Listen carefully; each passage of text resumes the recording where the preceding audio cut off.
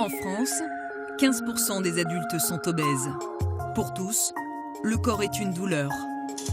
Diabète, maladie cardiovasculaire, perte d'estime de soi, dépression. Il y a un moment où on ne s'accepte plus.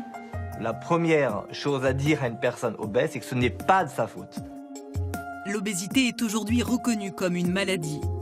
Face à l'épidémie, des laboratoires pharmaceutiques ont fait miroiter la pilule miracle. Mais ces médicaments ont laissé des centaines de patients entre la vie et la mort. Ils m'ont pris ma santé pour gagner 4 sous.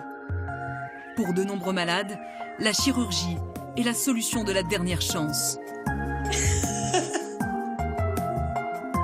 Le bistouri pourra-t-il leur offrir le corps de leurs rêves? La médecine doit-elle faire maigrir les personnes obèses à tout prix?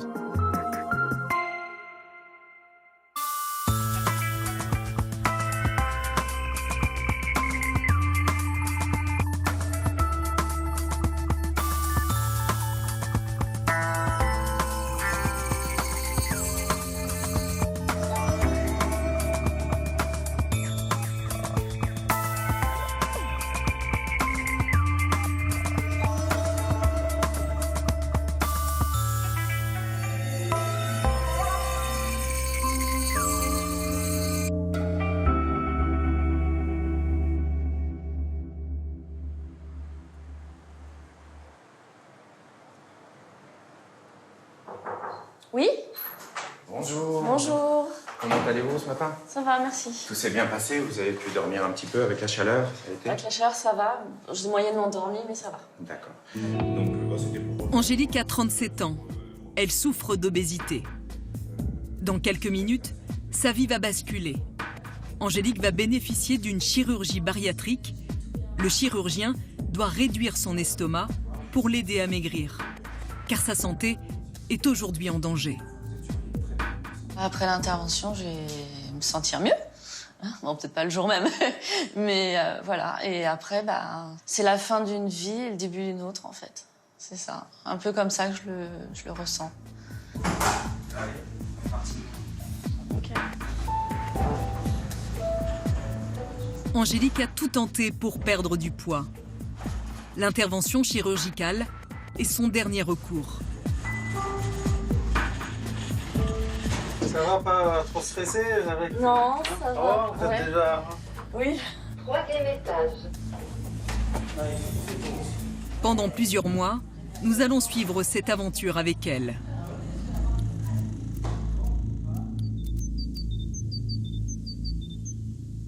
Un parcours qui commence en banlieue parisienne, quelques jours avant son opération. Elle est poussiéreuse. Pour nous, Angélique accepte de se prêter à un exercice qu'elle redoute.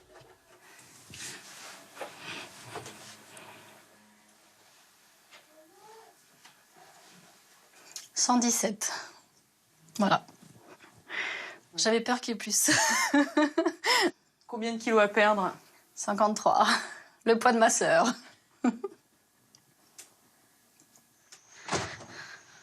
Donne la main, la main, la main. Cela fait des années qu'Angélique souffre de son excès de poids. Son fils, Kélian, qu'elle élève seule, met parfois sa mère à rude épreuve. Ding. Quand on va à l'école, qui est-ce qui gagne? C'est toi, bravo. Hop, tu m'attends, hein. Tu me donnes la main, on traverse. Si, est-ce qu'il y a des voitures? Calme. Attends, ça n'a pas fini de traverser. Quand il court, quand il s'amuse, en fait, je reste un peu en retrait, en fait, parce que j'arrive pas à aller jusqu'au bout, quoi. Le porter sur un trajet, par exemple, je peux plus. J'ai plus de force, en fait, parce qu'il faut déjà supporter le poids, donc si je dois en plus supporter le sien, c'est un peu dur. Maman, elle va aller s'asseoir, d'accord? Oui? Angélique ne peut plus partager les jeux de son fils. Même quand elle est assise, la douleur martyrise son corps. Le poids, c'est une grosse souffrance. Ça va être le dos qui est souvent bloqué, les genoux, les hanches, les chevilles, qui sont les plus douloureux en fait. C'est ce qui est le plus douloureux. Alors, ça peut faire comme des tendinites, des choses comme ça, des douleurs qui se répètent et qui sont très désagréables au quotidien. Ça devient plus vivable. Tiens. Cela fait des années que le surpoids empoisonne son quotidien. Yann, t'as soif? Tu as soif? Chaque fois qu'elle vient au parc, la jeune femme se sent dévisagée. Non, il n'y a pas encore trop de monde, ça va, mais quand il y a plein de monde, je préfère rester en retrait, dans un coin. Mais bon, pour lui, j'ai envie qu'il profite, qu'il sorte quand même. Mais bon, moi, je préférerais être enfermée, on va dire, à la maison que sortir. Allez, chérie. Tu viens, on va aller préparer le repas. Oui?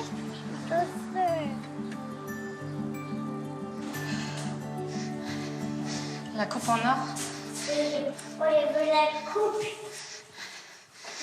C'est dur, c'est haut. Enfin, il n'y a que 2 étages pourtant. Mais voilà, fatigant.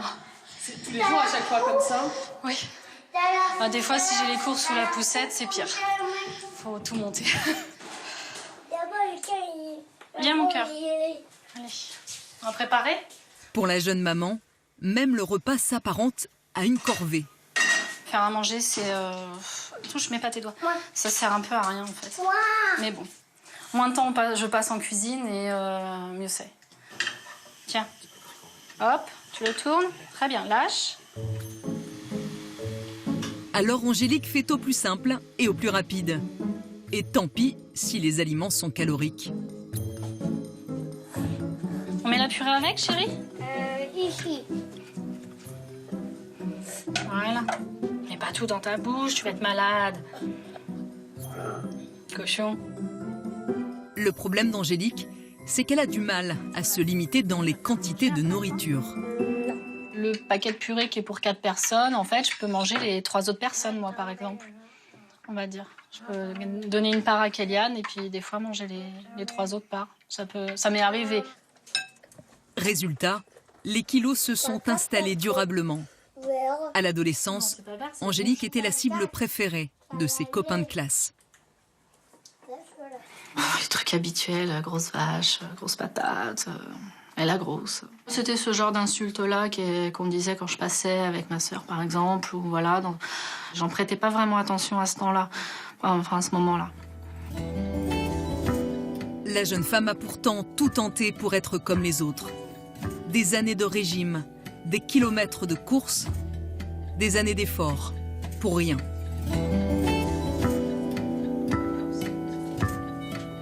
J'adore cette photo. J'étais heureuse là. Car une fois que les kilos se sont installés, difficile de s'en débarrasser. La faute à ce qu'on appelle le tissu adipeux. C'est cette masse grasse, située sur les hanches, les cuisses, le ventre et les fesses. Les cellules du tissu adipeux augmentent de volume au fur et à mesure qu'elles stockent des lipides. Quand elles ont atteint leur taille maximale, elles recrutent des cellules vides qui vont à leur tour se charger en graisse.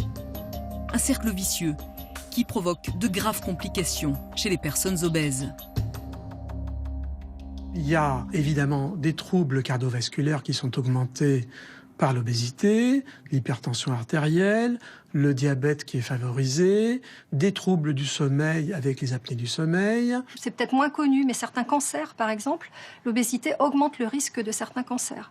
Comme le cancer du sein, ça on le savait également depuis quelques années, le cancer du côlon, mais aussi d'autres cancers, comme le cancer du foie, par exemple. Dans certains pays, comme les États-Unis, la lutte contre l'obésité est devenue un des premiers enjeux de santé publique.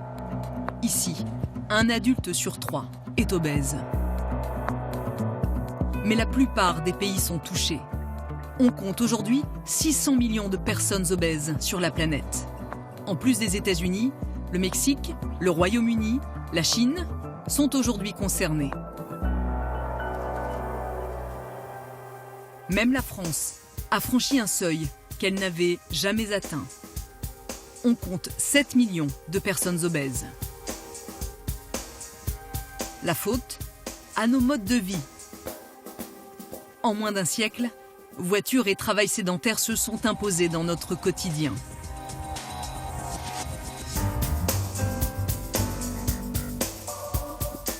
Dans le même temps, l'offre alimentaire s'est multipliée et la junk food a envahi nos assiettes. Pour perdre du poids, la plupart des personnes obèses se sont jetées à corps perdu dans des régimes draconiens. Ok, allez, encore 3, 2, 1. Ou dans l'activité physique, sans succès. La première chose à dire à une personne obèse, c'est que ce n'est pas de sa faute.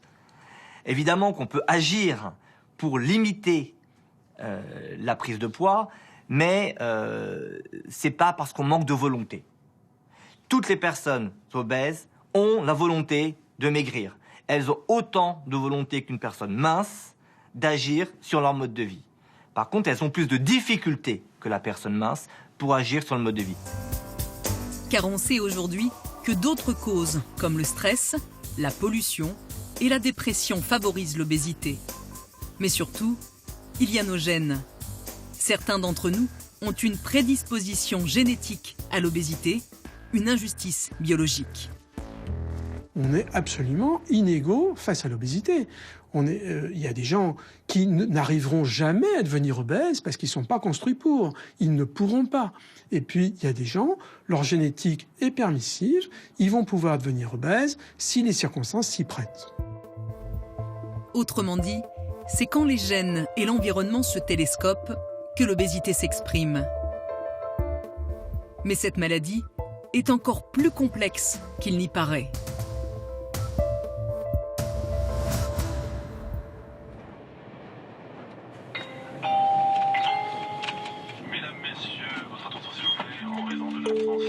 Rendez-vous à Paris, à l'ICAN, l'Institut de cardiométabolisme et de nutrition. C'est l'un des centres de référence mondiaux dans la recherche sur l'obésité. C'est dans un laboratoire de pointe que les chercheurs ont compris un élément fondamental, le lien qui existe entre obésité et microbiote, c'est-à-dire notre flore intestinale. Et cela, grâce à des souris.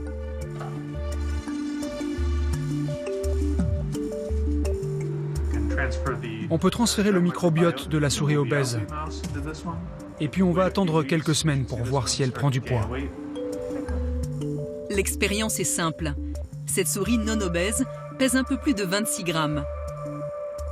Après lui avoir transféré la flore de la souris obèse, les chercheurs la nourrissent normalement. 2 semaines plus tard, le résultat est édifiant. La souris pèse 48 grammes, soit presque le double de son poids initial. C'est un peu troublant. En transférant finalement du microbiote d'une souris obèse à une souris obèse, la souris développe une obésité. Donc l'obésité serait-elle transmissible par la flore intestinale? À l'avenir, il sera peut-être possible de soigner les personnes obèses en modifiant leur flore intestinale. Les études sur la flore intestinale, vous imaginez bien, ont ouvert un champ extraordinaire et aussi des espoirs pour la prise en charge de l'obésité. Parce que la flore est en relation directe avec notre environnement, donc on peut agir dessus. Donc on peut la moduler, ça on le sait déjà, notamment par l'alimentation. On peut en principe nourrir les bactéries par des fibres, c'est ce qu'on appelle les prébiotiques. Et puis, on pourra peut-être dans le futur avoir certains médicaments qui peuvent influencer, effectivement, modifier la flore intestinale. Flore intestinale, alimentation, stress, sédentarité, génétique. Les causes de l'obésité sont multiples et on est loin de les connaître toutes. Et c'est bien là l'enjeu. Comment soigner une maladie si complexe? En choisissant une seule cible, certains ont pourtant cru faire des miracles.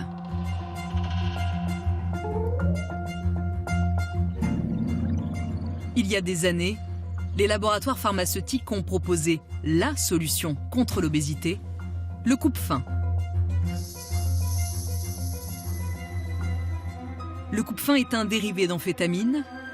Il agit sur un neurotransmetteur du cerveau, la sérotonine, qui permet de contrôler la prise alimentaire. Quand les scientifiques ont identifié le rôle de la sérotonine, les laboratoires pharmaceutiques ont flairé la bonne affaire. Quand vous avez des millions de personnes sur la planète qui sont concernées, qui potentiellement peuvent être des consommateurs de façon plus ou moins durable de ce type de médicaments, vous avez des enjeux considérables. Il y a 30 ans, les médicaments coupe-faim ont inondé le marché français. Mais l'illusion a été de courte durée.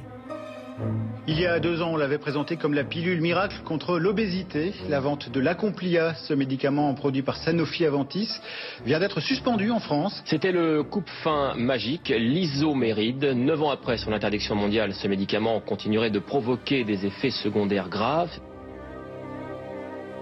Au lieu de soigner, les médicaments auraient fait des dizaines de victimes.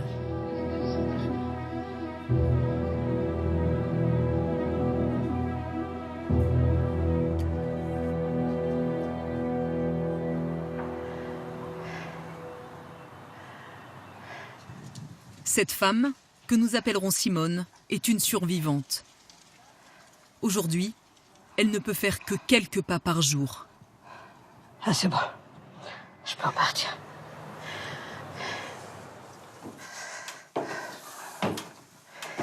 Sa vie ne tient qu'à un souffle.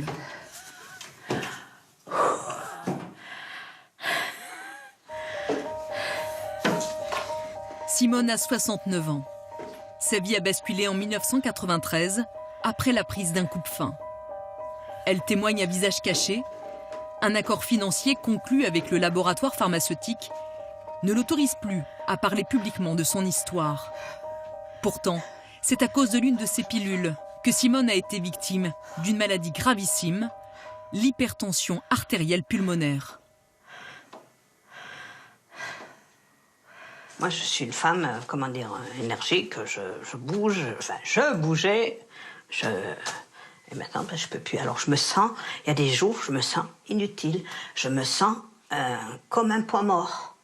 Ça commence à peser maintenant. Il y a 20 ans, Simone a dû perdre 10 kilos avant une intervention chirurgicale. Son médecin généraliste lui prescrit alors une pilule à la mode. Mais quelques semaines après l'arrêt du traitement, la santé de Simone se dégrade brusquement. Je mangeais plus et j'arrivais plus à respirer. J'étais très essoufflée. Je pouvais pas. De chez moi jusqu'à mon travail, il me fallait, il y a 200 mètres. Il me fallait plus d'une demi-heure pour y aller. Et autant pour le retour. Le verdict tombe comme un coup près. Les vaisseaux de ses poumons sont obstrués. Le cœur de Simone peut s'arrêter de battre à tout moment.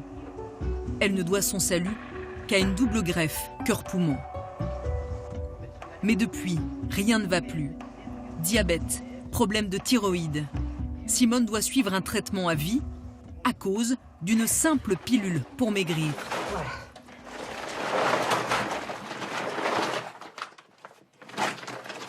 Alors, je vais vous expliquer. C'est un anti-rejet. Avec ça, et la cortisone qui se trouve là. Voilà. Ça, je ne peux pas m'en passer. C'est obligatoire. On m'a atteint ils m'ont pris ma santé. Voilà. Ils m'ont pris ma santé pour gagner 4 sous. Ça me met hors de moi. Simone n'est pas un cas isolé. Des centaines de vies ont été brisées. Tout ça pour un amaigrissement modeste, de l'ordre de 5 à 10% seulement de l'excès de poids. D'autres médicaments anti-obésité, agissant sur une moindre absorption des graisses, n'ont pas donné de meilleurs résultats. On sait très bien qu'à l'heure actuelle, et au cours des dernières décennies, aucun médicament ne pouvait prétendre régler le problème de l'obésité. Parce que ces médicaments sont testés dans des essais cliniques et donc on sait ce qu'on peut en attendre. La magie des médicaments anti-obésité n'a pas opéré. Et elle n'opérera sans doute jamais. Mais l'illusion de perdre du poids sans effort aura permis aux laboratoires pharmaceutiques de générer d'immenses profits. Alors, quel espoir reste-t-il pour maigrir?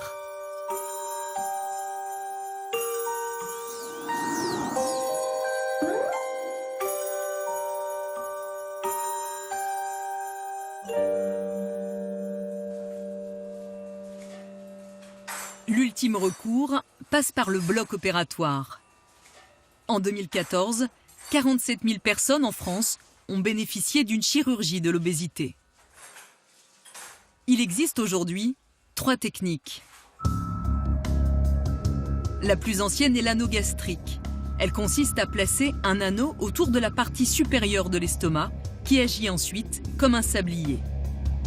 Au bout de quelques bouchées, l'estomac est plein et envoie ensuite un signal de satiété au cerveau. C'est une technique réversible. Le court-circuit gastrique, également appelé bypass, réduit le volume de l'estomac et modifie le circuit alimentaire. Les aliments ne passent plus par l'estomac, ils vont directement dans l'intestin grêle, ce qui permet de réduire l'ingestion des aliments.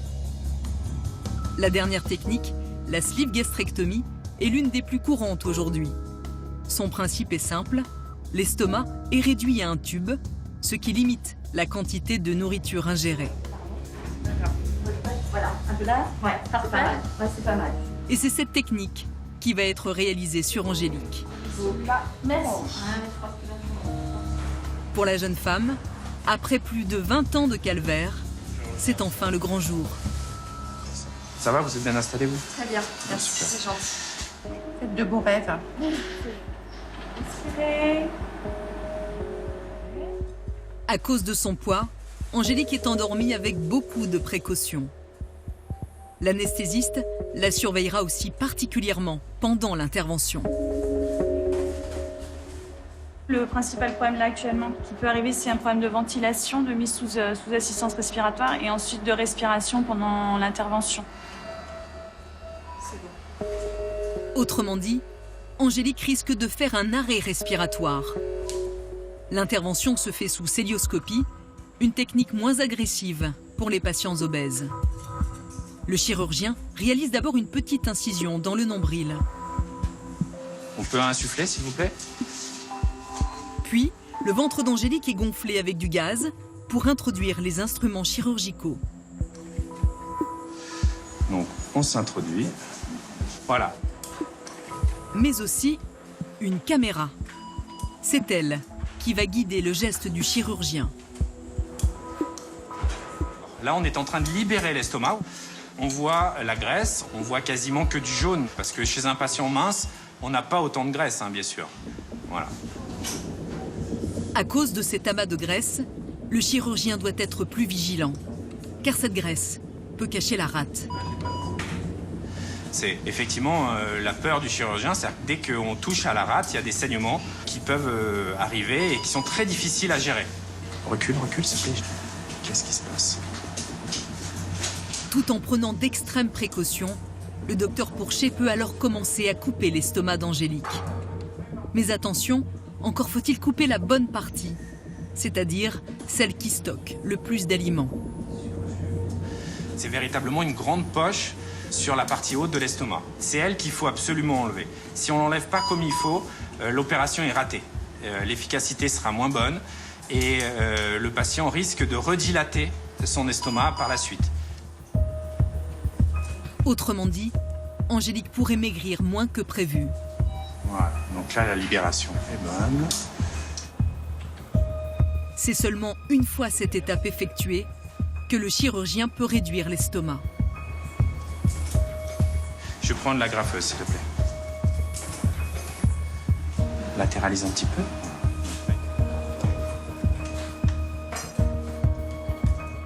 Vous voyez, l'estomac qui va rester, c'est la partie qui est sous ma pince. Et l'estomac qui va partir, c'est l'autre côté. Après 2 heures d'intervention, Angélique a un estomac en forme de tube. Voilà, donc l'opération est terminée. On a coupé l'estomac complètement. Vas-y, recule un petit peu, je vais exposer. Hop. Alors c'est un peu impressionnant, mais c'est effectivement voilà, l'estomac qui est là. On peut arrêter l'insufflation. La jeune femme a désormais 80% d'estomac en moins. À son réveil, elle devra s'adapter à de nouvelles règles diététiques.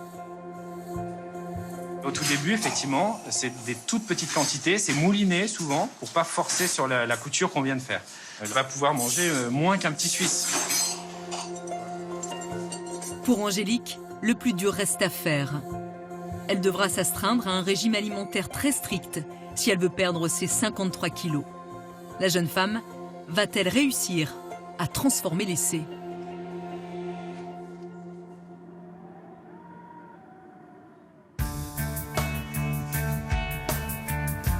Mais il ne suffit pas d'être obèse pour être opéré. Il faut d'abord respecter un parcours du combattant, rencontrer un psychiatre, un chirurgien, une nutritionniste, et puis avoir un IMC suffisamment élevé. Mais l'IMC, c'est quoi au juste ? C'est l'indice de la masse corporelle. On le calcule en divisant le poids par la taille au carré.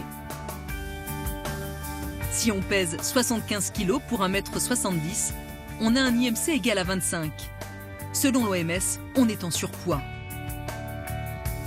Si on prend 10 kg de plus, l'IMC grimpe à 30. Et là, danger, on est obèse.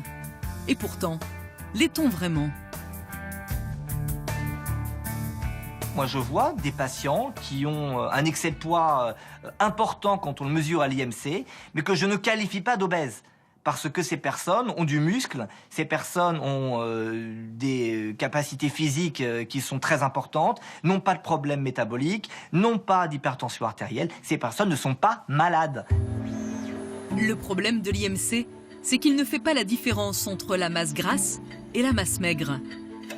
Démonstration. Avec un IMC à 30, un joueur de rugby est considéré comme obèse alors qu'il a plus de muscles que de gras. Ces chiffres enferment un peu et on voudrait, j'allais dire, une seule tête, que aucune tête ne dépasse.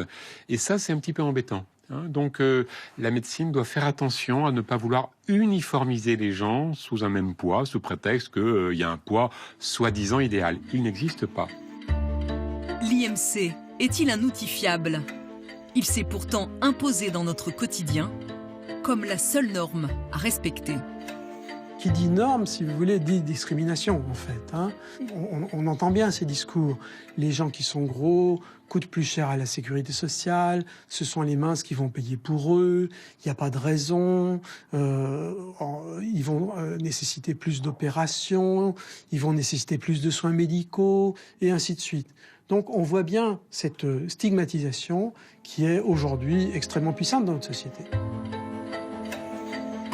L'IMC reste pourtant l'un des critères pour autoriser un patient à bénéficier d'un acte chirurgical. Mais comment expliquer le boom de la chirurgie bariatrique ? En 8 ans seulement, le nombre d'interventions a été multiplié par 3. Est-ce vraiment la bonne solution pour tous ?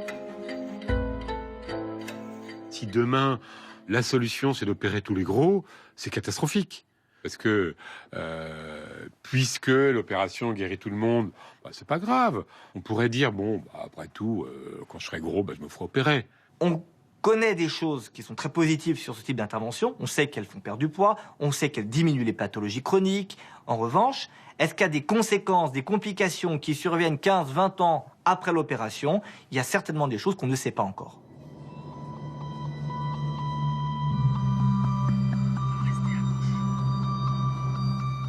La banlieue de Lille, dans le Nord, c'est le département le plus touché par l'obésité.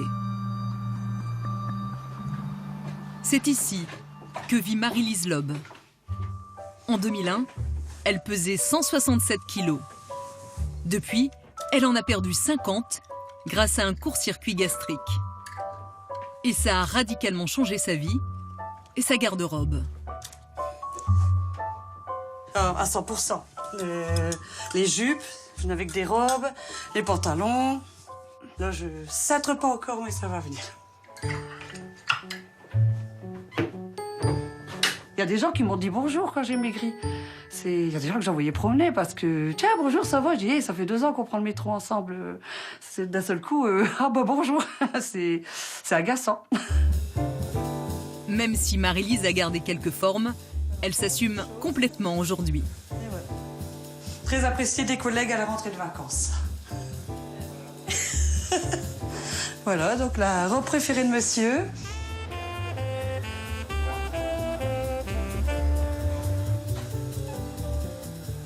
Pendant que Marie-Lise défile, monsieur, lui, s'occupe de son corps. Pascal Loeb est lui aussi un ancien obèse. Et si aujourd'hui il fait le beau, c'est parce qu'il a perdu beaucoup de poids. Opéré à 135 kilos, Pascal en pèse aujourd'hui 80.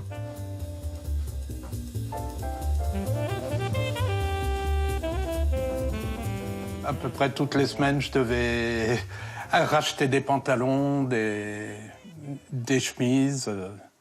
Pour comparer, avant l'opération, je mettais du 58 en pantalon. Aujourd'hui, je mets du 40. La métamorphose de Pascal est impressionnante.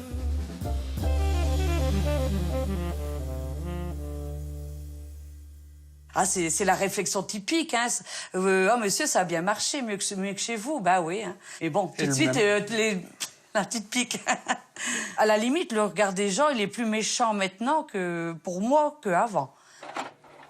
Marie-Lise a pourtant perdu 50 kilos, presque autant que son mari. Mais cela se voit moins, car son poids de départ était beaucoup plus élevé. La transformation physique de Pascal n'est pas passée inaperçue. En maigrissant, il a retrouvé une vie de jeune homme. Et il a fallu, c'était très dur à canaliser. Je suis bien contente au début, fière, très fière, et puis il est beau. Mais beaucoup de monde lui ont dit, donc il a fallu remettre un peu de barrière à ça. Ah oui, c'est vrai. Oui, oui. Bon app.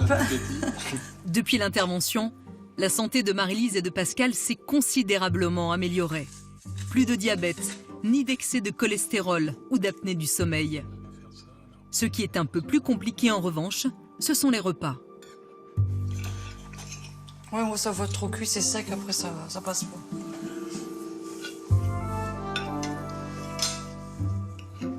Car l'opération a modifié leur anatomie. Avec un estomac plus petit, leur organisme ne supporte plus la bouchée de trop. Non, je vais pas finir. Moi, il y a toujours le petit quart de viande qui reste. J'insiste pas parce que je me suis fait avoir une fois pour une coquillette qui restait sur la fourchette. C'est au début où j'essayais encore de manger les pâtes. Et j'ai dit, je peux pas, je veux la manger. Et pour une coquillette, tout est reparti. En transformant leur métabolisme, l'opération a contraint Pascal et Marie-Lise à changer leurs habitudes alimentaires. Plus question pour eux de manger trop gras ou trop sucré. Il m'est arrivé après d'avoir un malaise, donc des suées, des tremblements, en mangeant une tarte au citron qui était très sucrée. J'ai eu exactement les mêmes malaises. Une bouchée. Oui, en commençant à le manger, là, j'ai tout de suite eu le malaise. Alors. Rien de facile quand on se retrouve seul face à son assiette. Mais il n'y a pas que le menu qui change dans la vie des malades opérés. Il faut aussi transformer l'environnement. Aujourd'hui, l'hôpital de Lille s'intéresse de près à ce qui se passe dans les cuisines de ses anciens patients.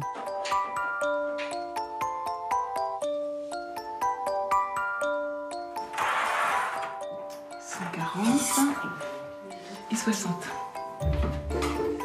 La propriétaire songerait-elle à refaire son aménagement? Pas encore. Fabienne a bénéficié d'une chirurgie de l'obésité il y a 3 ans. C'est une belle cuisine, hein? Elle a accepté de se prêter à une expérimentation, un état des lieux complet de sa maison, par une architecte. Espace de circulation, hauteur des meubles, le moindre élément est inventorié et mesuré au centimètre près. Car tout dans la maison peut avoir un impact sur la prise de poids. 27. On mesure aussi les assiettes dans lesquelles la personne obèse prend ses repas. Les médecins observent, il y a des études qui montrent, c'est plutôt aux États-Unis, qu'on a tendance, plus l'assiette est grande, plus on a tendance à remplir et à manger. Et ça fait longtemps que vous avez cet écran dans la cuisine? On a toujours eu une télé, avant elle était au-dessus. Au-dessus du réfrigérateur? Oui. D'accord. Manger devant la télé n'est pas une bonne idée. On n'écoute pas ces sensations de satiété et on mange plus que ce dont notre corps a besoin. Mais notre architecte n'est pas seule pour aider Fabienne. Hélène Verquint est médecin nutritionniste. Ce qui l'intéresse, c'est toute la nourriture que stocke Fabienne. Donc on peut aller voir les endroits où vous stockez les aliments dans la maison. Un placard pour le petit déjeuner, un réfrigérateur. Mais Fabienne lui réserve une surprise. C'est le bordel. Mais la nourriture, en fait, c'est l'ancien garage. Mon mari doit me faire une pièce ici. J'ai mon congélateur. Un congélateur et un deuxième réfrigérateur, mais aussi un garde-manger. Et donc après, vous voyez, c'est vrai qu'il y a quelques plats cuisinés, mais c'est pas pour moi.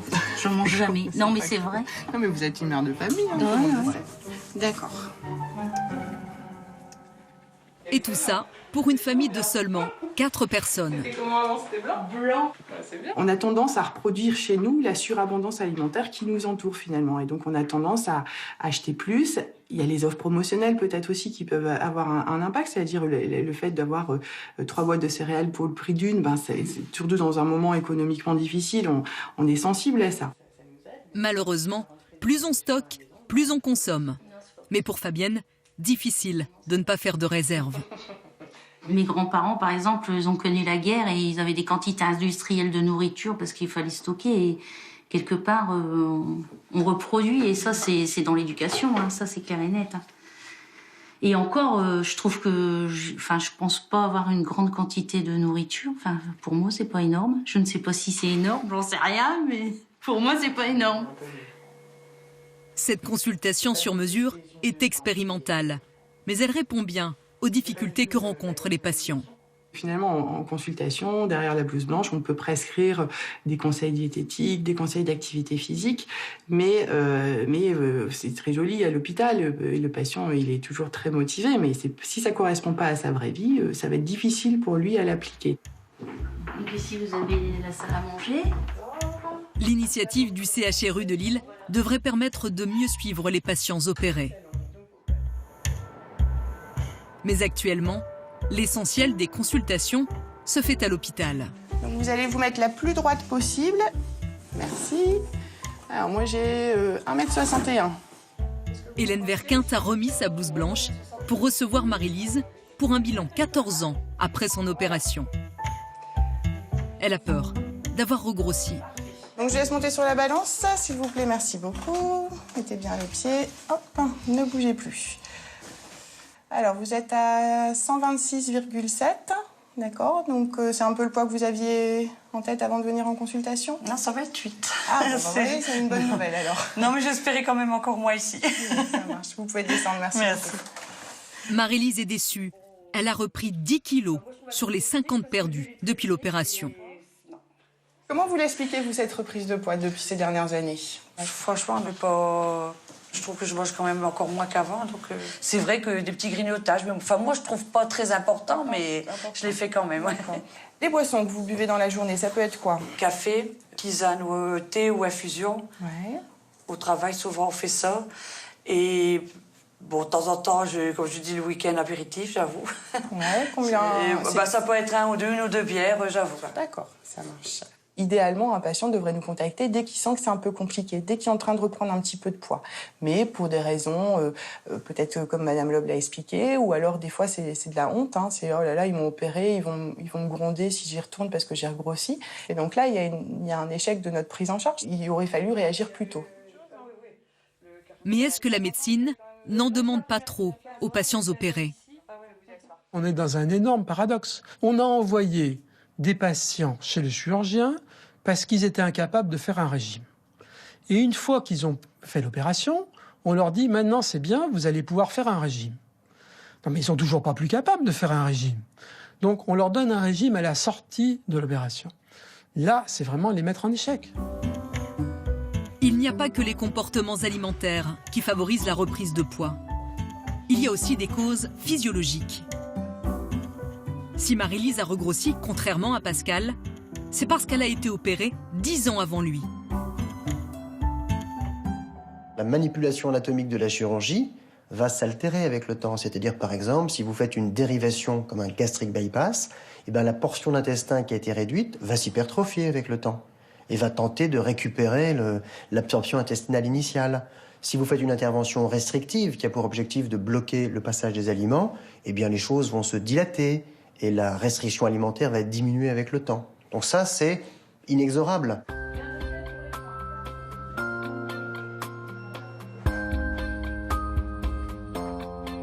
Des médecins impuissants face à la reprise de poids, la chirurgie bariatrique n'est pas la solution miracle, même si elle permet d'augmenter l'espérance de vie.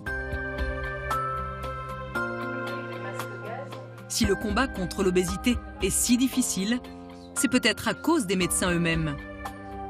Le regard des soignants sur l'obésité est-il toujours le bon ?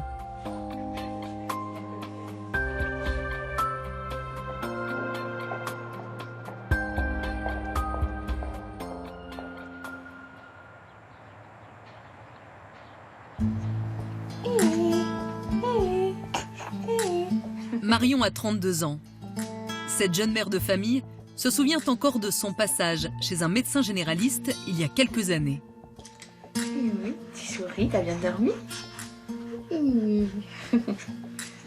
Ce jour-là, elle le consultait pour une simple gastro-entérite. Il m'ausculte, donc il a bien vu comment j'étais faite. Et il se rassoit à son bureau et au lieu de me dire simplement « vous avez telle ou telle chose », il me dit « est-ce que vous avez pensé à la chirurgie bariatrique ?» Je me suis dit il est purement en train de me traiter de grosse en fait. Je suis venue pour une gastro et je repars avec une obésité. Voilà, c'était ma maladie quoi. Pour lui, c'était le problème était ça. Choquée, Marion ne remettra plus les pieds dans le cabinet de ce médecin. La jeune femme n'est pas au bout de ses peines. Lors de son accouchement, c'est la gynécologue qui cette fois lui reproche ses kilos en trop. Les seules actrices du corps médical que j'ai trouvées vraiment pleines de tact et adorables, c'était les sages-femmes. Mais alors tout ce qui était au-dessus, donc médecins, gynéco et tout ça, ils épargnent pas. C'est comme si on les gênait en fait dans leur diagnostic, comme si on les...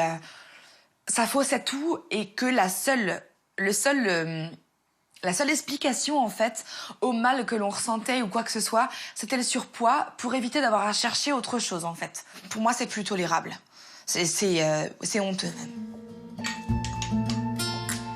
Des mots blessants et qui pèsent gravement sur l'état de santé des personnes obèses.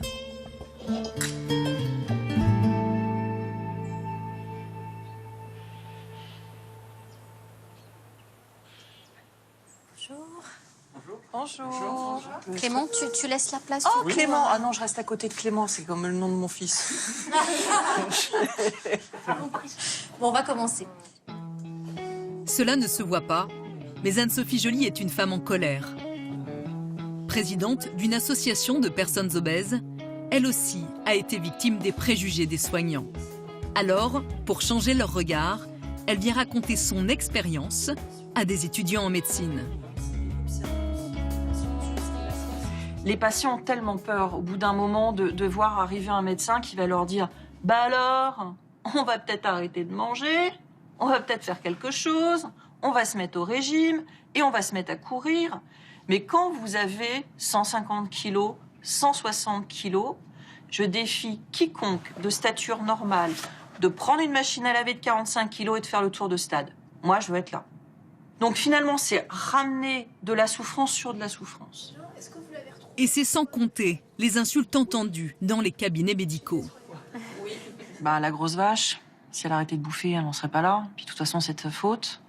Et puis, la graisse a envahi son cerveau, puisque de toute façon, il n'y a qu'à la regarder. Ils sont incapables de comprendre, ils sont incapables de réfléchir. Infantilisation, préjugés. Mais de quoi les médecins ont-ils peur ? Nous, ça nous met un peu dans une situation où on n'est pas très à l'aise en tant qu'étudiant aussi. C'est vous qui êtes mal à l'aise par rapport à son corps. Oui, et c'est la question, c'est est-ce que vous ressentez déjà ce mal-être? Si nous, on sent votre mal-être, d'entrée de jeu, on va se braquer. On va se dire, oula, finalement, je dégoûte, quoi. Enfin, mais le mal-être, parce qu'on ne sait pas. Oui. Parce que ça nous dégoûte. Mais Clément, tout va bien. Non, mais... Dégoût ou mal-être, l'attitude des soignants a des conséquences sur le suivi médical des personnes obèses. Ça peut être la blessure supplémentaire qui fait qu'on va sortir du système de soins. Et là, ça, c'est juste pas possible. Et pour revenir après au système de soins, ça va être soit le pharmacien, soit le médecin généraliste, où on va aller en consultation pour son enfant, mais pas pour soi. Parce que de toute façon, on n'a pas envie de se reprendre des insultes ou des moqueries supplémentaires. Le problème, c'est qu'en sortant du système de soins, ces malades aggravent leur état de santé.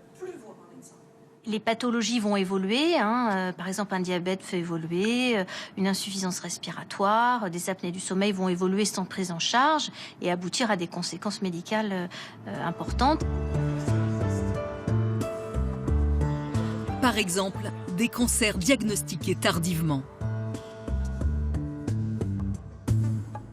Pour changer le regard sur les personnes obèses, certaines ont fait de leur kilo une force. Salut à tous. Coucou tout le monde. Salut à toutes. Coucou à tous. Coucou tout le monde. Alors aujourd'hui, je vous reviens, comme indiqué dans le titre, pour un tutoriel. Vous l'avez peut-être reconnu, c'est Marion, notre jeune maman. Son arme à elle, c'est Internet. Tous les jours, elle donne ses conseils beauté à des milliers d'abonnés. Et donc, on va utiliser celui-là pour faire une sorte de banane. J'ai plutôt des personnes qui me disent que je suis très bien comme je suis ou qu'elles me disent ça fait plaisir, j'ai énormément ça. Ça fait plaisir de voir une youtubeuse qui n'est pas formatée, qui fait du 36 et tout ça. Deuxième jour de mon challenge et j'ai décidé de vous emmener en balade avec moi. C'est vraiment libérateur, ça me permet d'exister comme je suis et d'être fière en fait de la personne que je suis, même si je suis pas parfaite, évidemment quoi. Malgré ses kilos, Marion a décidé de ne pas se faire opérer, contrairement à certaines de ses amies. Ça pourrait faire rêver, mais en fait, je sais pas, moi ça m'a fait peur. Parce que déjà, je trouve que ces filles ont changé. Elles sont plus les mêmes qu'elles étaient avant. Alors je dis pas, elles étaient pas la grosse sympa qui est devenue la maigre aigrie, c'est pas ça du tout. Mais j'ai l'impression que psychologiquement, c'est comme si ça leur avait pas réussi en fait. Alors c'est triste parce que à la base, même si c'est pour une question de santé qu'on a envie de maigrir, on le fait aussi pour se sentir mieux psychologiquement.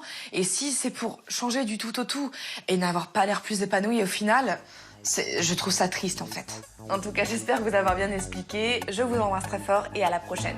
Bye. Il est clair qu'aujourd'hui, il n'y a pas besoin de faire maigrir tout le monde. Il faut aider les personnes qui ont des problèmes de santé liés à leur excès de poids. Les autres personnes, on doit les aider à stopper la prise de poids. On doit les aider à avoir une hygiène de vie la plus favorable possible. Et en général, ça passe par la mise en place de l'activité physique adaptée.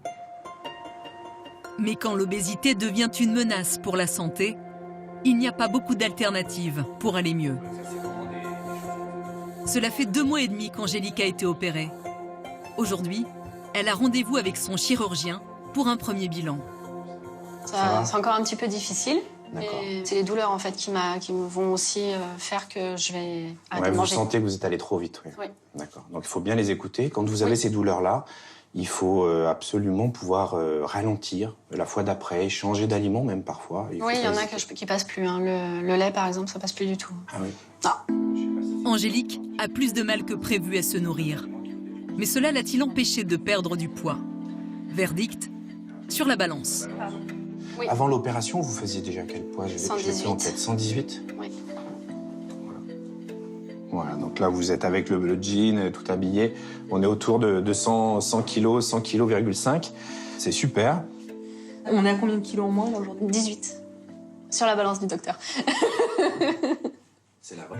La jeune femme peut aujourd'hui profiter pleinement des Jeux avec son fils Kélian. J'ai quasiment plus de douleur quand je marche, déjà. Je suis un peu moins essoufflée, donc un peu plus d'endurance. Voilà, j'ai gagné tout ça. Allez. L'intervention l'a rassurée, comme allégée. Pose-le bien. C'est des kilos de souffrance en fait qui s'en vont. Donc ils s'en vont aussi bien au niveau de la graisse corporelle que de la souffrance qu'il peut y avoir en moi, quoi. Angélique peut aussi envisager son avenir avec Kélian plus sereinement. C'est vrai que je me dis s'il n'entend pas ta maman elle est grosse ou ta maman est pas jolie ou des choses comme ça, ou même lui pourrait le penser aussi. Voilà, c'est sûr que pour moi ça compte aussi. Tiens chérie, encore une branche. Ce que je souhaiterais, bientôt, ça serait de m'accepter. Vraiment d'arrêter de me sous-estimer et d'être heureuse. C'est tout. La magie semble avoir opéré sur Angélique. Mais d'ici quelques années, la jeune femme risque de reprendre du poids, comme la plupart des patients opérés. D'ici à 2020, près de 500 000 patients devraient bénéficier d'une intervention chirurgicale en France. Le défi sera alors d'organiser leur suivi, de les accompagner pas à pas pour que leur combat contre les kilos ne soit pas vain.